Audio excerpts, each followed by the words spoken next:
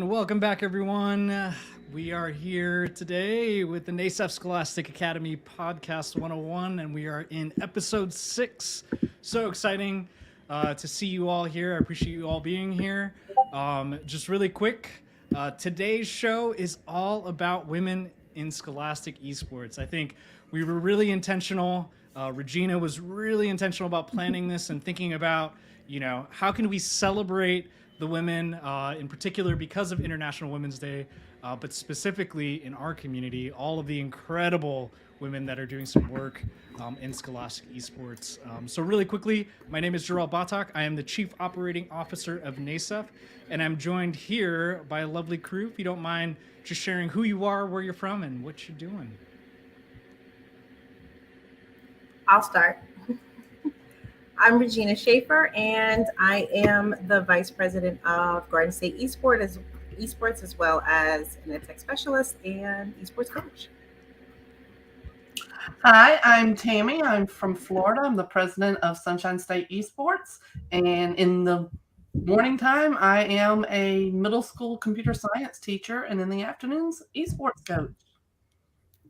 And hello, everybody. My name is Melissa Burns. I am the founder and chair of eSport Canada, so just a little further north. Great. Again, thank you for being here. It's incredible to round up. I know we had a few other friends that couldn't make it, so shout out to those friends. Hopefully you're doing well.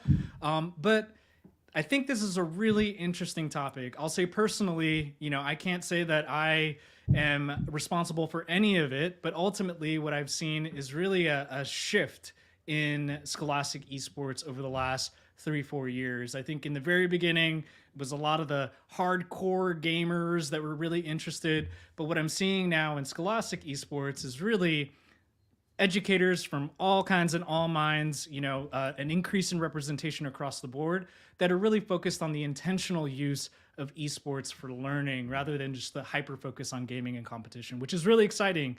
And I will say too that, I think a lot of what we've seen in general, because of the representation that's been increasing in esports, I'm also seeing a representation with the gamers also increase as well, which is really exciting. All of the initiatives that I've heard about already just from you all, which we'll dive into, I think are helping build that representation. But let's just start with you all first. I think it's important for our community to recognize the journey that you all have taken to get here, which I'm sure was filled with all kinds of hurdles, trials, and tribulations. And I see you smiling because you know the journey. So let's just take a minute, just maybe explain a little bit more about the role that you play within your organization. And then in particular, how has your gender played a role in either assisting you or potentially even hindering your journey towards where you're at now?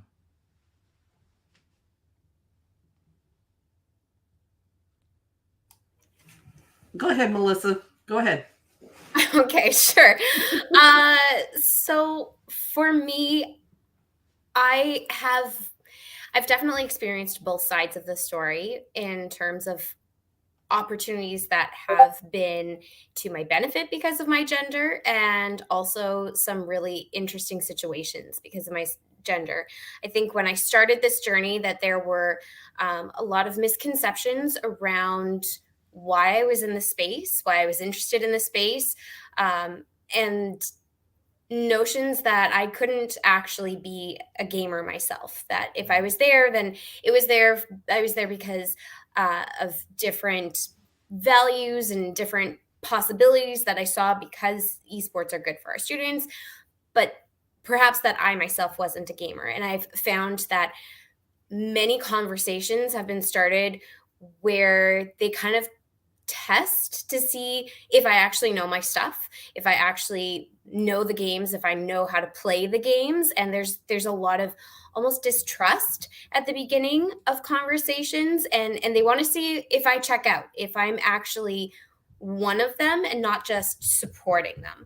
And so because I've been a gamer my whole life, I've been able to use that, but it is always something that I'm prepared for going into conversations, that I'm going to have to prove myself. And I think that especially as I've grown in this space and have been really trying to bring people on board, I've had a lot of positive experiences because of my gender, where because many folks are trying to increase representation in the space, that I have been seen as a bit of a leader, and that has afforded me perhaps more of a spotlight than others may have had in some cases. But at the same time, there have been a lot of conversations I've had where the assumption is that I'm not the one in charge. And I've been in those conversations where questions and comments are directed to my male colleagues rather than to me. And when they seek answers or clarification or anything more robust, the comments and questions are always, you can see the shift of focus over to my male colleagues rather than myself, even if I was the one who called the meeting or was leading the meeting or directing what was happening in that space. And so navigating those in a way that is honoring to everyone in the space and allowing them hopefully the opportunity to grow from it has been challenging. But I think that's where having strong male allies in those conversations with me is really, really important, where I have that opportunity to lean on someone else who will redirect that attention and redirect the focus of the conversation back to the person, that myself, that was leading it in the first place. And so I think that there's been a lot of value in that. So it goes both ways. Yeah, I definitely started out as someone, like Melissa was describing, that wasn't a gamer. I never considered myself to be a gamer. The more I've been involved with esports, the more I realized that I have been a gamer my whole life. It was just always a part of what I was doing. It didn't have a title. As the gender roles, I really haven't experienced a lot of issues because of being female. There have been some. Regina's been involved in some of the conversations with me in the last year that we've had to overcome some of that stereotypical women aren't the leaders, like Melissa was talking about. But for the most part, being female has opened some doors here in Florida because it has allowed me to look at other females and go, listen, you can do this. And so, we just a couple of weeks ago, I realized half of the club advisors in my middle school league are female now. And I was like, that's not a big deal to me, because we have lots of females that are leading in the state of Florida when it comes to esports. And I think that really does. I mean, we have a lot at the state level, collegiate level, we have females leading. And that really does provide a place for the younger females to know that they are in a safe place to game. And that's been very helpful. Have I experienced some of that? You're the female, you're the organizer, you're not the one that really understands all of this. Yeah, I've experienced some of that. But for me personally, it's been more, you're so old. That's been the thing that I'm in my 50s, I'm mid 50s, and people don't look at people my age as interested in helping young people game. We're usually the put that game away, get off my grass type of stereotype. And so I break a lot of stereotypes just by being who I am. Love that. Keep breaking him. Okay, so I kind of fulfill all of that. um, Not just only am I a woman, I'm a woman of color in a very white male dominated space, and I help run a statewide organization. Um, we've been very intentional about having a leadership team that represents, hopefully our league. And we also have more than 50% of the coaches are women because they're teachers, because, right, that's the teaching staff. And I know having women on the leadership team helps a lot with the confidence of new coaches. Um, we're constantly reinforcing the idea that you're a professional. You're already a professional, and you don't have to be a gamer to be in this space, to be a coach. Um, all of the skills that make you a professional in the classroom work here. Mhm. I constantly reinforce that message that you already have that. And yes, I have definitely gotten the whole, I don't belong here. I don't know what I'm talking about when it comes to leadership or organization. And before I came here, I was already a leader in EdTech spaces. So I've already organized major events and did all of these things, headed organizations. They just don't know that. They haven't Googled me. Um, but had they done that, they would have seen that. I didn't, I'm not necessarily a gamer until like the last few years. I'm a mother of a gamer though, if that counts. I think it counts because I spent the money. For sure. I'm the one that spent the money. 100%.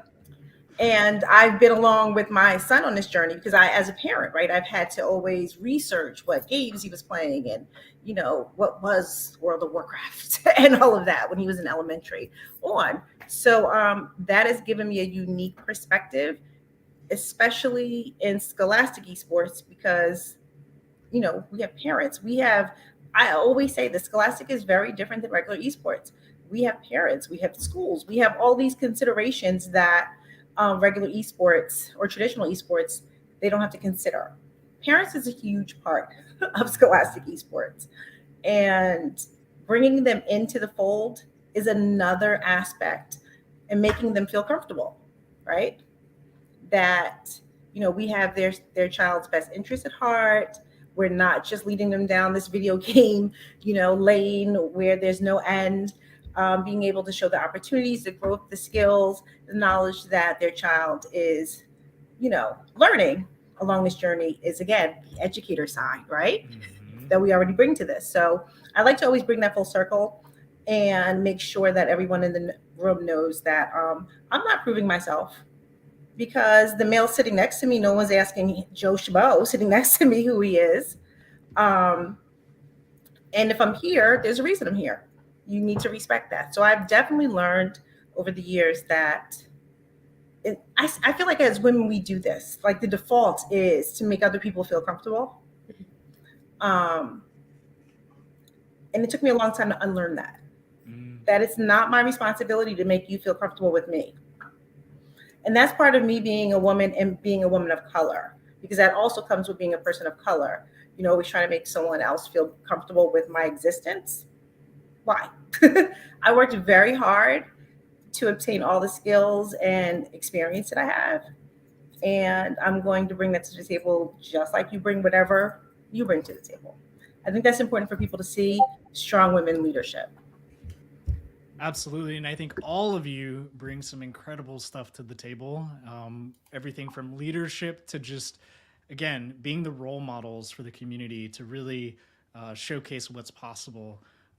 So I want to take it from where we're at right now, but let's project kind of deeper into the industry, because I think Scholastic Esports, like you made a point, the idea of esports and gaming as an industry, but also Scholastic Esports. And I think one of the things that Scholastic Esports really provides is a pathway to really change the dynamics of the industry. And we know that there's a lot of still pre-existing issues around gender inequality within the industry, more specifically within just representation within games. And I think as Scholastic Esports practitioners, it's important that we're intentional about the game titles that we're choosing. So let's dive into that. I mean, what are some of the games that you've seen? I think in some cases, typically and traditionally, we've seen a lot of maybe male-based kind of heroes and figures within some of these games. But now we're starting to see more female representation and heroes and heroines within these games as well. So let's talk about that. What are you seeing? How does it make you feel? What are maybe some things that we can consider within some of the games that we can really help inform publishers as we're building the Scholastic Esports space? Okay, I'm jumping in because I've seen some of these games a lot longer than you guys have.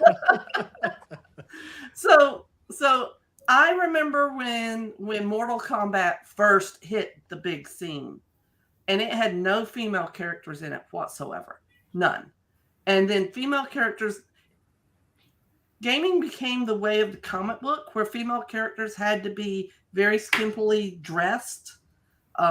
There have been a lot of characters that were not real. They were NPCs, non-performing characters, sidelines, but they weren't treated as valuable members of the game, and that is changing. I've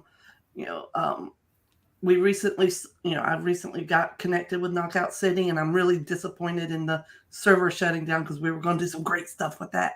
But the players inside that game represented the players that were playing the game, and they were dressed in teenage attire, and it was appropriate, and it didn't take away from the gameplay.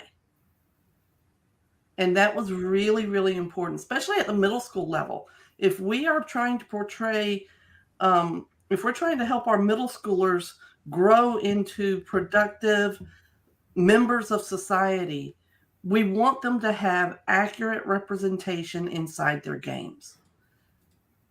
And that doesn't, it doesn't have to be jeans and a t-shirt on every player, but it does need to represent a world in which body shaming doesn't exist, a world in which our kids can find characters that represent them, male, female, tall, short, whatever skin tone, all the ethnic backgrounds. We need all of that diversity, not just female characters versus male characters. It goes way deeper than just gender.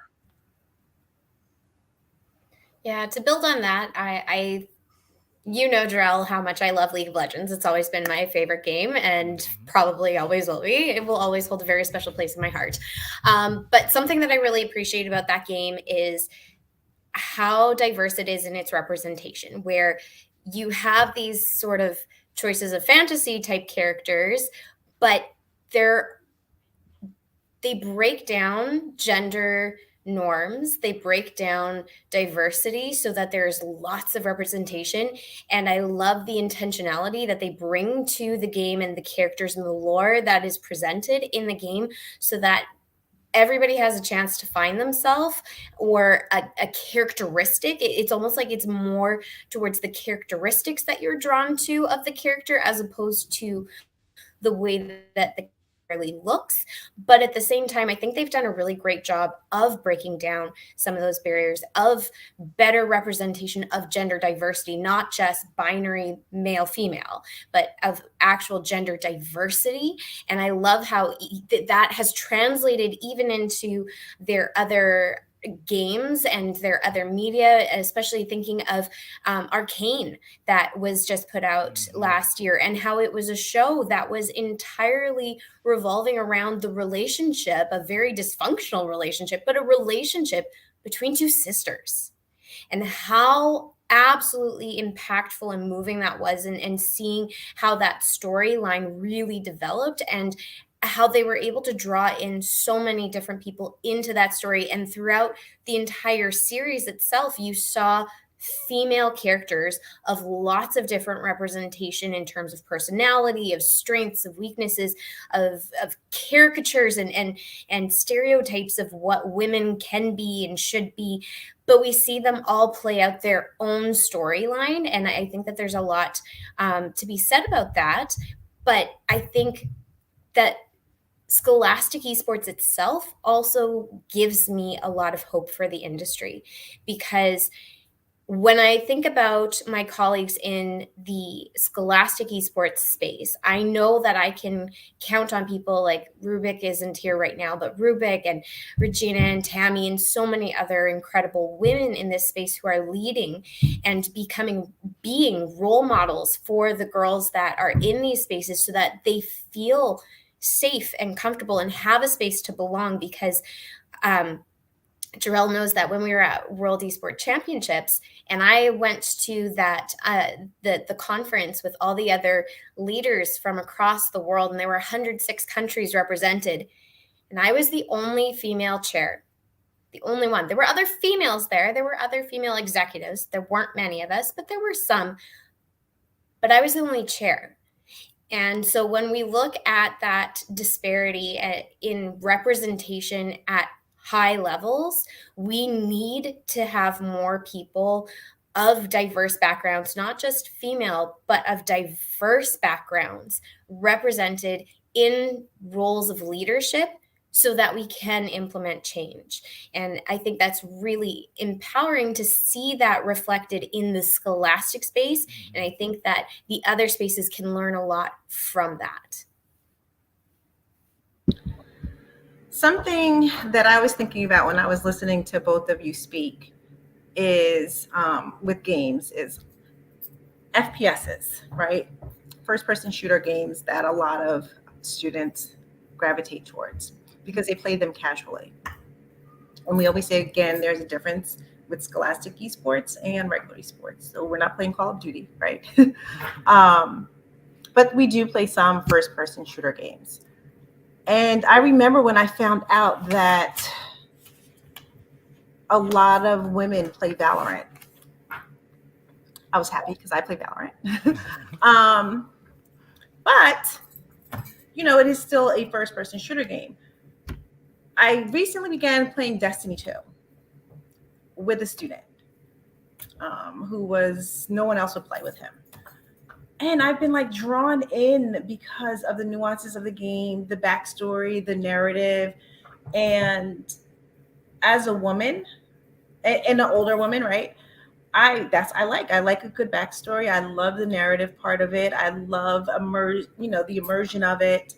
And I think a lot of women like that. And that's another aspect of gaming that I don't think is emphasized, and those games are not always put forward. Speaking of the storytelling part of it, there's a young adult novel called Slay.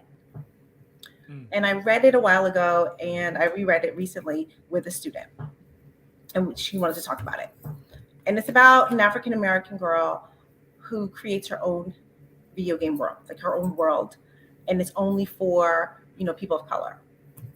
And it's immersive, and she has, someone working with her in another country, and they're doing all the coding and all the back end stuff and creating the culture of the game itself. And this question makes me think of that, of having a more diverse background on the back end, in the developer, because everyone has a story. And everyone's stories and voice isn't always heard in all mediums, right? We just recently started seeing a lot of diversity on TV, frankly, right? It's been the last maybe 20 years. And, gaming is another aspect. It's another media. So I think that we need to bring that same pressure to those spaces and developers, and not in just have someone of color there so that you can have them on the brochure and bring it up during your, stockholders meeting, but really have them as developers and storytellers, letting them build a narrative. Because again, this, especially here in the United States, we're a diverse society, and we have people of lots of ethnicities coming from other countries constantly bringing their culture, right? And that's sort of what makes us a great melting pot. But it also, I always say that our diversity is our strength. And it also builds a great story, a great immersive story to learn from. It's a great culture that's rarely toxic. um, Not saying that, not always, but a lot of times women will not create that Mm-hmm. culture on purpose. Whereas, we've kind of seen that on the other side. No fish drought. Um, None taken. but I think we're more thoughtful of that because, we're in the other end of it. Mhm. So, just like being a person of color, I'm very thoughtful about being inclusive because I've been excluded. And I think it's the same for just women in general.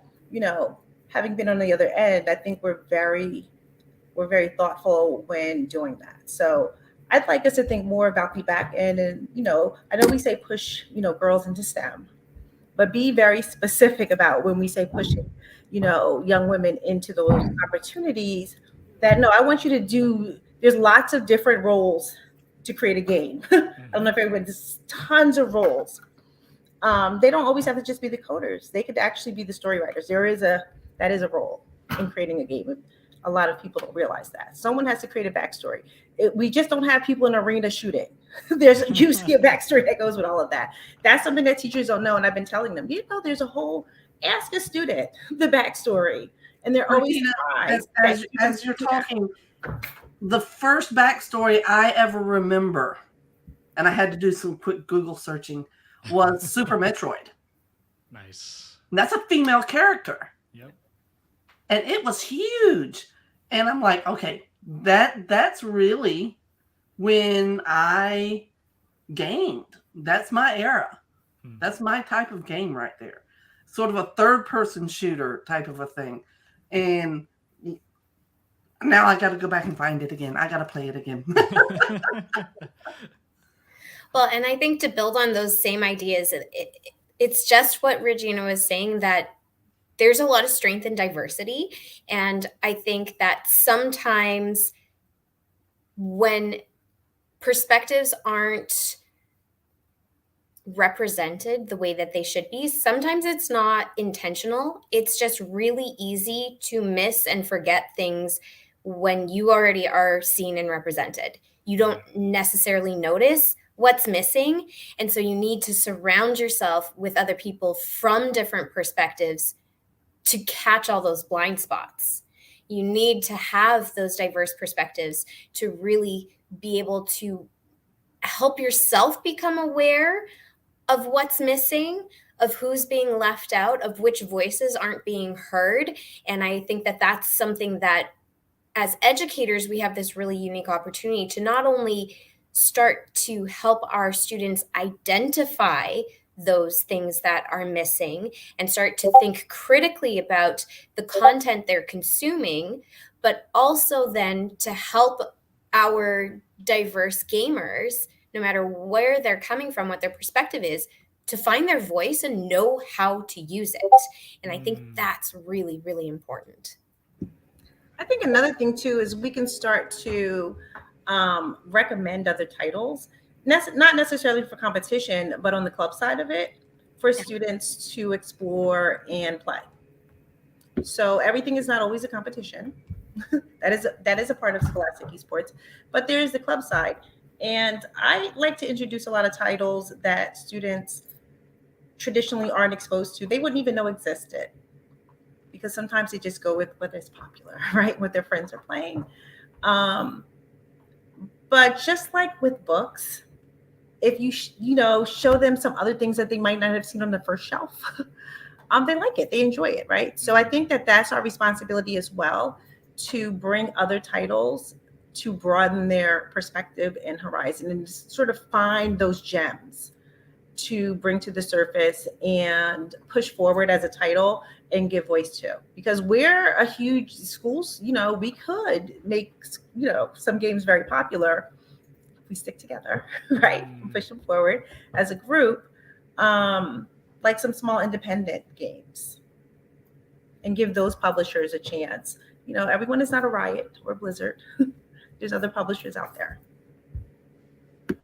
So I'll ask a fun question. We're getting real deep here, but if you were to choose a particular character in a video game that you feel like represents you. I think Tammy was kind of alluding to Super Metroid here, but if there's another one, feel free. Who would that character be?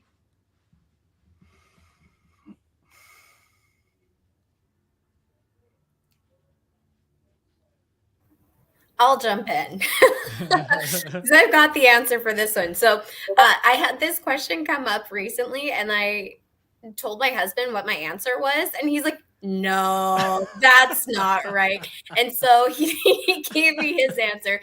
So Jarrell, I think you'll very much appreciate this. He said that, of course, League of Legends character, he said that I'm a Lulu because I'm small and chaotic and just like throw my mischief everywhere.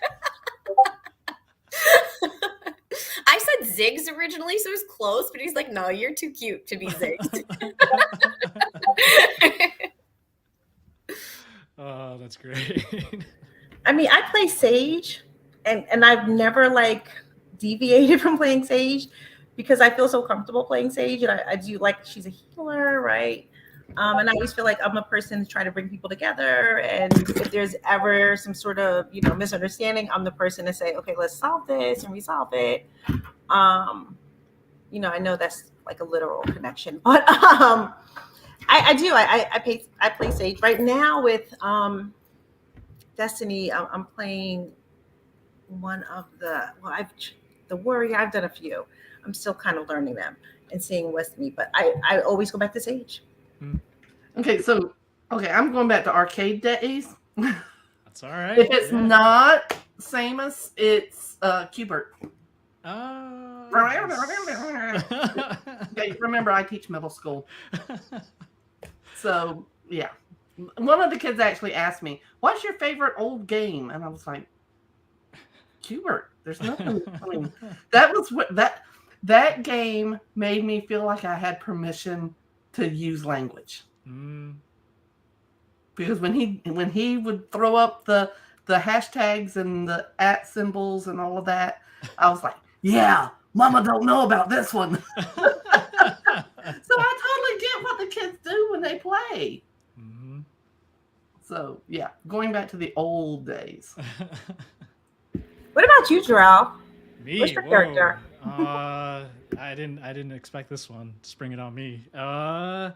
There's a few. I think it depends on the game title. Like, for example, Apex. I think I resonate more with Crypto. He was my main for a while. Been playing Octane lately because I feel like that's just my life right now. I'm just like go everywhere. Let's see. I will say what was interesting is during the pandemic, I played a lot of Death Stranding.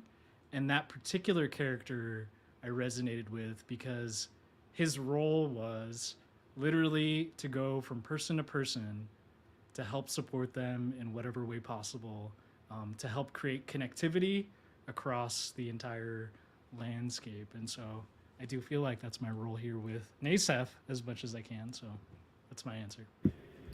I just want to jump in and say, because the middle school teacher in me and the coach loves this conversation because this is what educators need to hear. Because this is like an ELA classroom. This is the kind of conversation that they would have about characters, right? Mm-hmm. And this is, part of the bridge to bring other educators in, because we have so many coaches who are the only person in their building who does this. Mm-hmm. And they're the weird video game teacher and they feel bad about it, right? But see, I'm okay with that because I was the weird tech person to begin with. So this is just another aspect for me. But I understand that. I understand that. So the more that we can educate the educational community at large about all of the connections that they can make in the classroom and the knowledge and skills that their students walk into their classroom with. If they were to frame, characterization of novels in this way, could you imagine? Just like I always say when I say to a teacher, ask him, to describe the backstory of the game that he's playing, and then tell me that he can't summarize, or do you see what I mean? I just think that they need to understand and learn, figurative language. Describe to me the car that you're playing with in Rocket League. why you have those designs and why those color schemes. Why is that important for your car when it has no bearing whatsoever on the game? Descriptive language. And I know traditional esports people would hear this and say, this has nothing, but this is Scholastic Esports. We are educators and these are students. And yes, they are playing, the same titles you're playing, but they're in school and we need to build upon what they're bringing to the table to begin with and to make that connection, because that's how learning works, right? The more connections you can make to something, the easier it is to retrieve it in your mind, yada, yada. So, I'm sorry, I just digressed because that's what it made me think of when you asked that question. I think it's great. I think, I'll make a shout out to Kevin Brown. He has a really great activity called Soul Forge, which really taps into this and the idea that when you're thinking about creating your character, what are the skills, strengths, and attributes that you feel like your character that you're creating has? And that's so important, not just for learning, but at its core, that's really identity, and it's helping young people understand who they are, what their strengths are, which can then translate into potential career pathways and workforce development, et cetera, right? But we got to start with who they are first, because they may not know, and we're helping them create that identity. So I want to shift our conversation a bit, and I think in our last kind of little back and forth, there was some really, I'm going to change the question a little bit, just this idea that when we're talking about Scholastic Esports, right, NASEF really represents it through the ecosystem, and we've seen other community members expand upon that. I think we're really emphasizing the fact that beyond the traditional players and games and teams, there's an entire world of work and all of these career pathways and opportunities that surround that. And I think in our first question here, the idea was, looking at even just the production of some of these esports events. The example that we have is the idea of League of Legends Worlds having so many people, thousands and thousands of attendees in person with millions more online. And there's a whole aspect to the production of that event, right? Everything from the event organizer, the tournament planner and administrator, right? The broadcasting. What are, I think for, again, centering back on our purpose of representation, what are some of those roles that you're seeing really being filled? How can we elevate those roles, within not just our programs, but within our communities? I'll jump in because we have 3 events a year in New Jersey at Garden State Esports, and our goal from the beginning was to make them student run, and we're on our way. Our broadcast is completely student run. We have students from a deaf school, so we're inclusive that way.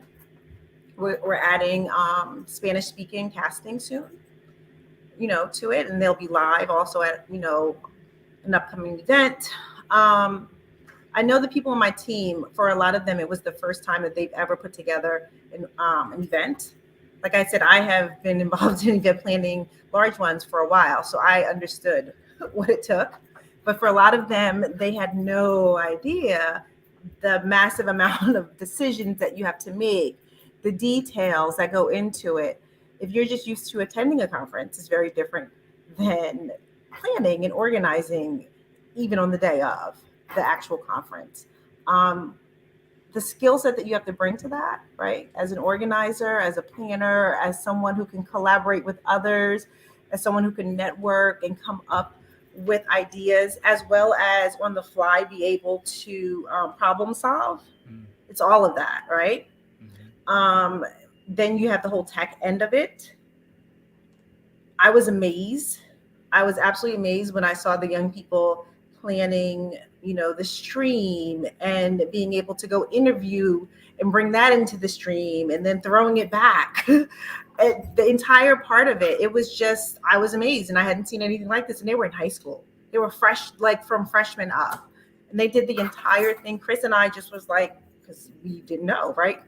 I remember we had it at Rider College, and they were so impressed they asked them to come back and produce one of their basketball games. That's how well they did. So, the next part of it for us is we have some interns, and they've actually run a game. We have an intern. She did Splatoon as a contender, the league, and she was like, oh my God, like the coaches, they don't listen. Oh, right? It's so hard. She was like, why won't they just listen and answer my email? I was like, I know, right?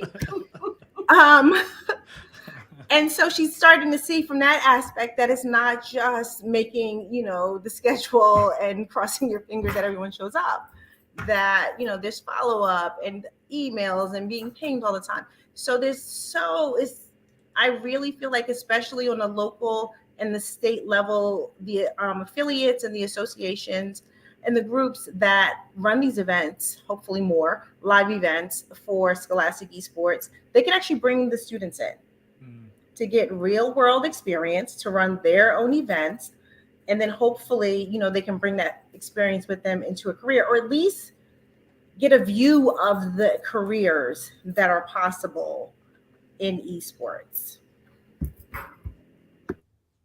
Yeah, I'm going to do a real quick shout out to my girl Ariana, 6th grader, runs our stream. Hey. She is the bomb diggity. She runs the stream. She runs the TriCaster. She says, Miss Neal, get the stream set up, because I'm the one that has to set up the actual YouTube stream. And then I don't have to do anything else. She handles all the rest of it as a 6th grader. That's awesome. And so she gets to tell her story, and other children, other females go, oh, well, I don't game, but I like to do that. Mm-hmm. And so I now have other kids going, how do I get involved in that side of it?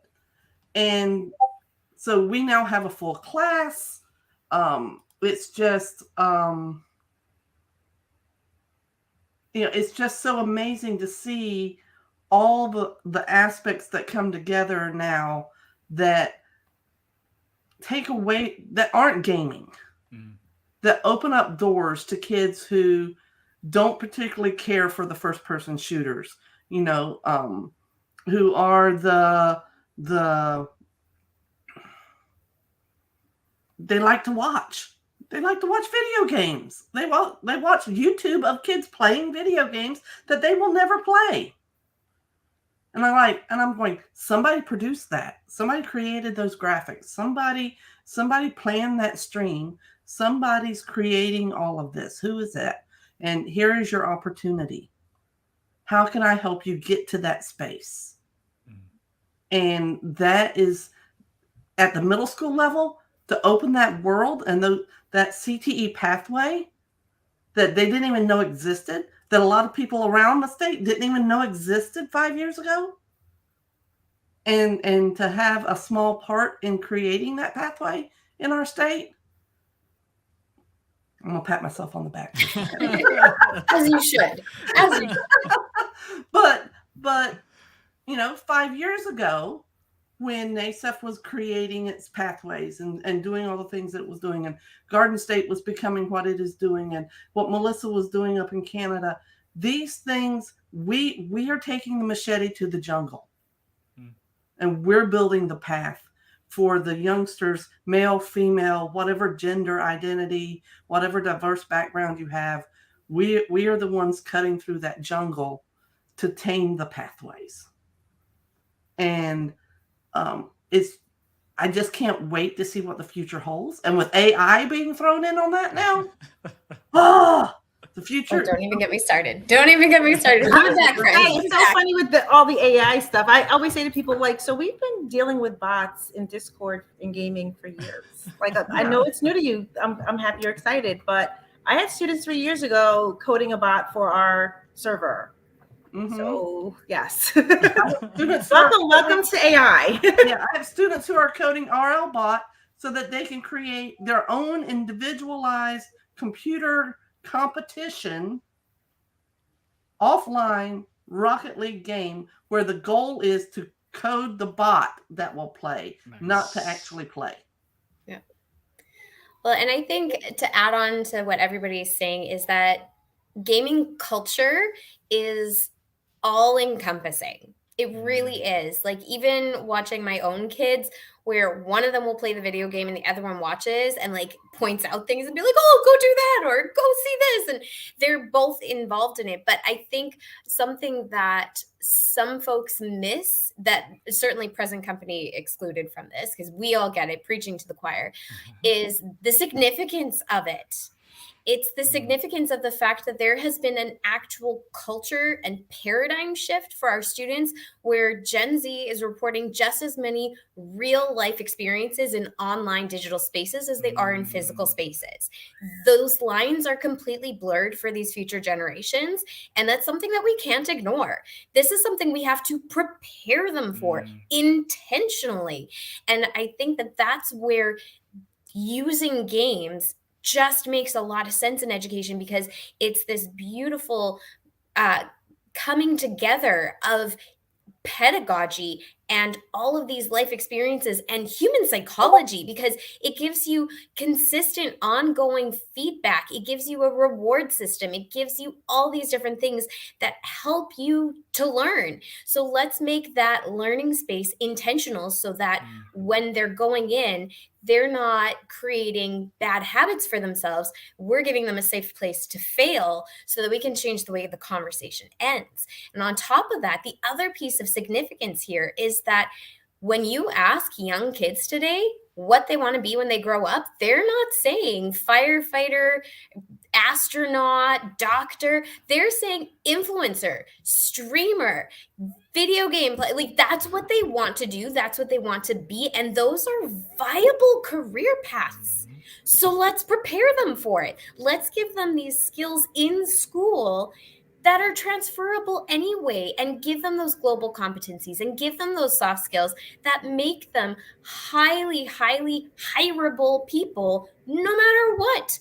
And on top of that, I'm on a soapbox now, but it's also so important for our rural community kids, because with these skills, they can apply for and get high-paying jobs and work remotely from where they are, which allows them to have the higher paying job and contribute to their local society without having to choose between their community and the higher paying job in the metropolitan area. This allows us to actually expand economic growth and actually distribute wealth in a much more equitable way. I just want to jump in. I don't want to, let's just say we're not distributing the wealth, redistributing, because in America that's not a great thing. But I agree. Personally, I agree, and I don't think it's just rural, because I think that idea that you just said is transferable to youth in urban areas. They don't have to move out of their areas. They can stay there and make them great, right, and work remotely. They don't have to move to a quote unquote better community. They can stay and make their community a better community with their skills, right? So I think that it applies, to a lot of communities. I love that, because it will. A lot of times you do feel like you have to leave. I'm from a small town, and suburban, so it's a suburban small town. And a lot of people felt like they had to move to the city. I'm between Philadelphia. New Jersey doesn't exist. We're just either Philly or New York. And so people always felt like they had to, gravitate towards one or the other, or have a long commute. But you're right. In this new global, workforce, I can stay in my small town. I can stay in an urban area. I don't have to leave, right? And it's only going to strengthen all of those communities, the rural communities, the urban communities. It could transform them, actually. So I just had to jump in, because that's when you said that, that's what it made me think of as well. Yeah. So I'm loving where we're going. I love the passion. I think obviously there's still some big challenges in general. I think the greatest opportunity that we've all shared here is that the fact that we're all working in Scholastic Esports. So there's this dynamic where we can really shift the culture. And I think one of the big pieces that has existed in esports and gaming is really the toxicity and the tilting that happens within games. Unfortunately, a lot of the, femme gamers that I've spoken with tend not to go on voice chat on a lot of these games because of how toxic it can be. So I'm just curious to hear from you all, how are you tackling that issue within your programs? I heard a lot about this idea that we're creating these safe spaces for learning and failing. So I'm curious to hear about some of your strategies on how you can really tackle that toxicity within these programs, within games. And then really we're kind of paving the pathway to really change that dynamic. So yeah, just curious about how you're managing it. Well, number one, in my program, if you are creating a toxic environment for your team, you're not on your team anymore. It's real simple. It's not permitted. I heard a phrase yesterday, in fact, that I had not heard in a couple of years. And I heard it and it was like a shock to my ears. And I was like, wait a minute. We don't do that here. And one of them said, wait a minute. We haven't done that here. And I'm like, see? So we also talk about iron sharpens iron in our club, where there's a way to support someone and to challenge them without belittling them. And that's really important. We want to lift each other up. We want to see the best that we can be. And that means that you're not treating somebody like they're less than you. And that's just the bottom line. You just don't. And I am also educating the teachers around my district and on my campus about the language that comes from the toxic, because they're not gamers. They don't know that vocabulary.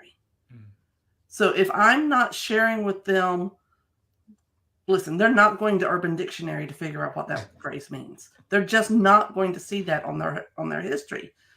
I don't have to, because the kids already tell me. So when somebody pipes in and says something, somebody in the room is going to take me aside and say, that really means X, Y, or Z. And we're going to shut that down. And we, as a league here in Florida, that is something we are constantly talking about with our coaches. Please make sure that your players are respectful. Right now, we even have the chat turned off, not because of the toxicity, but because of the data security that the state is requiring of us here in Florida right now. And so that takes, the kids aren't even getting that experience between the clubs right now. And that saddens me, because that's an important part of it. But at the same time, especially at the middle school level, until I can train them in the right way to do that, I'm okay with us not having chat until they learn how to chat, because a lot of them have never. The old phrase used to be The phrase used to be, there's no adult on the playground. When social media first came out, first started, MySpace and all of that, us teachers were told, don't do this with your kids. Don't talk to them in these spaces. And a lot of districts are still telling teachers that. And that left no adult on the playground to help supervise, to help teach the children how to behave.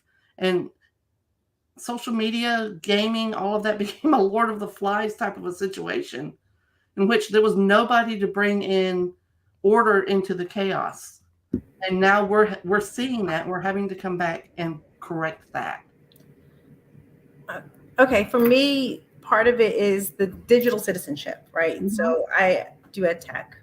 I'm an ed tech coach, and that's always been my responsibility.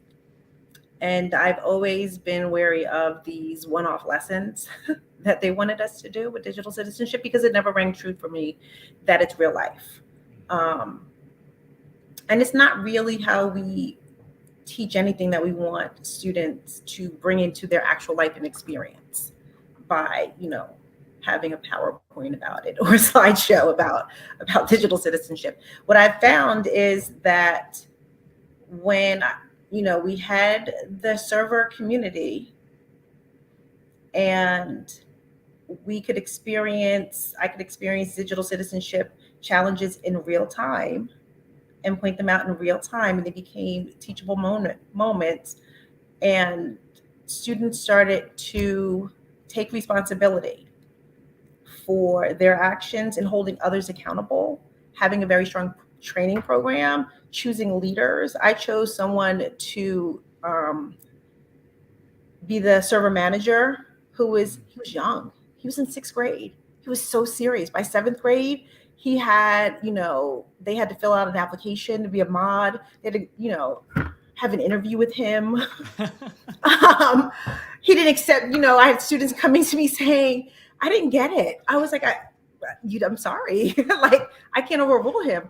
And he had a schedule for when they should be on. And, he was one of the people who created, the bot to kick students off at a certain time. I didn't even know that could exist. But other students who had those skills started to come and apply. So I had another 6th grade girl who had experience. I loved the whole application because I saw she had experience. She was already a mod for a YouTuber, and ran this YouTuber's community online, the whole thing from her phone, because she didn't have a computer at both houses where her parents. But I remember telling her parents, she could leave school right now and get a 6-figure job, like right this moment. I said, she has a community of 10,000 from her phone that she's modding. And she's also running our little server for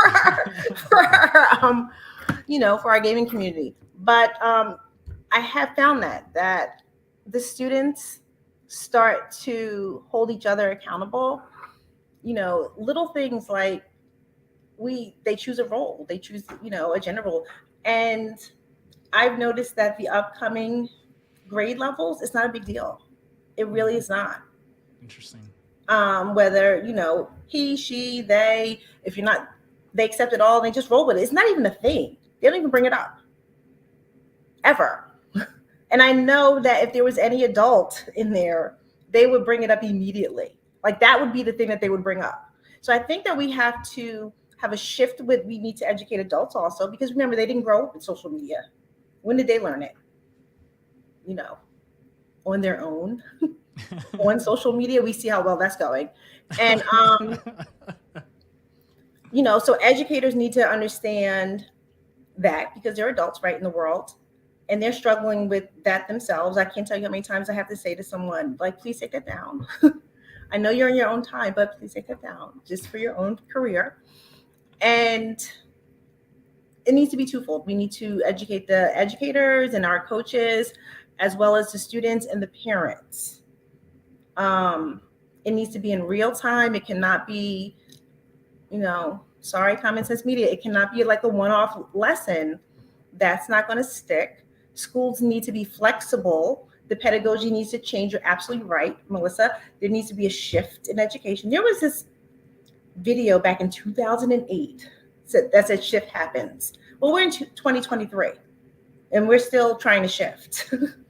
And all of these things mean that as a society, as an educational community, we have to shift to match this.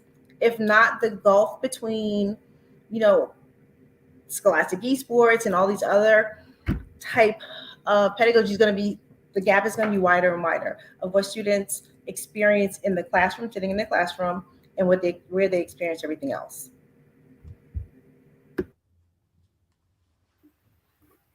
Do I have time to chime in? Am I allowed Yeah, please chime in. Please. I know. I just want to be cognizant of the time too. Sure. No, I completely agree with everything that was said. But I think that it's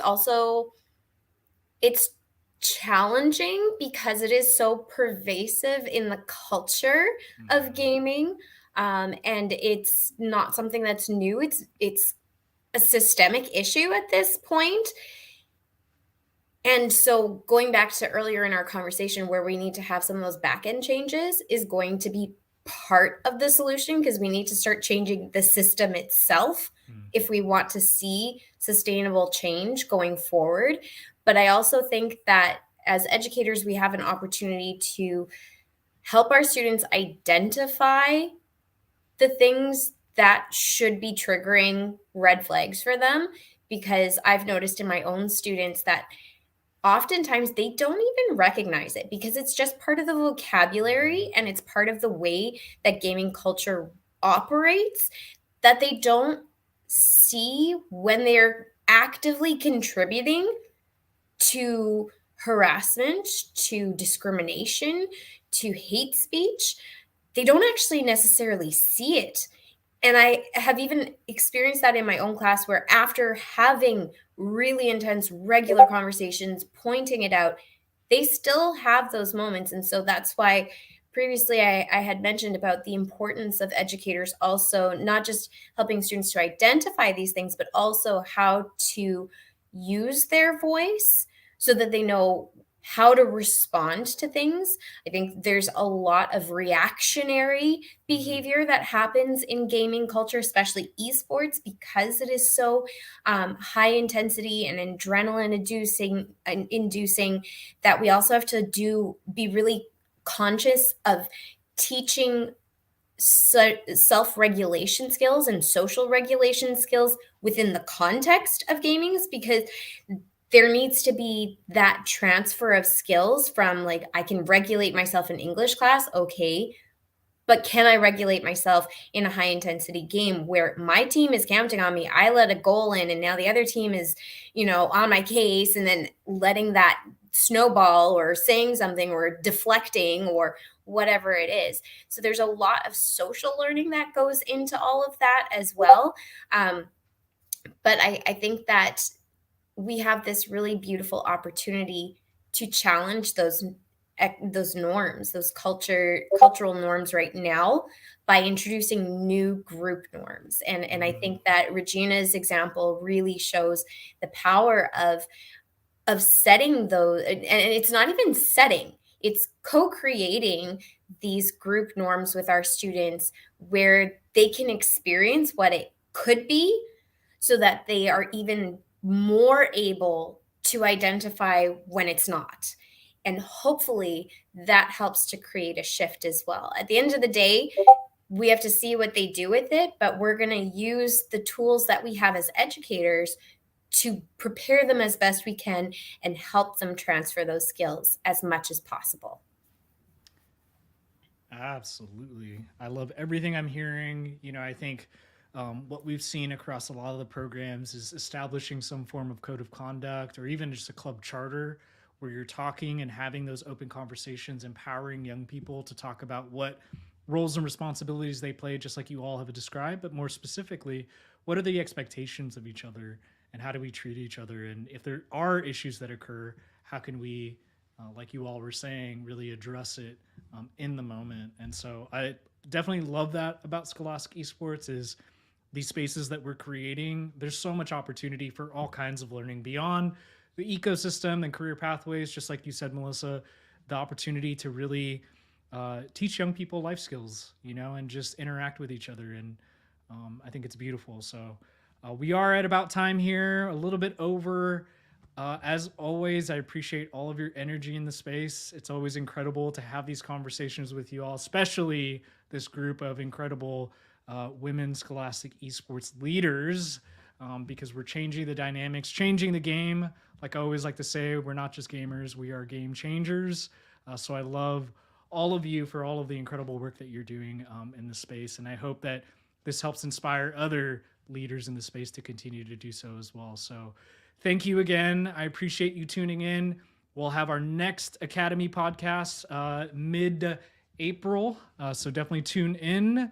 We're still working out the kinks here and there, so I appreciate your patience, but we'll definitely have it refined by then. But thank you again. I appreciate you all. I hope you all have a wonderful evening, morning, afternoon, wherever you're at. Thanks, everyone.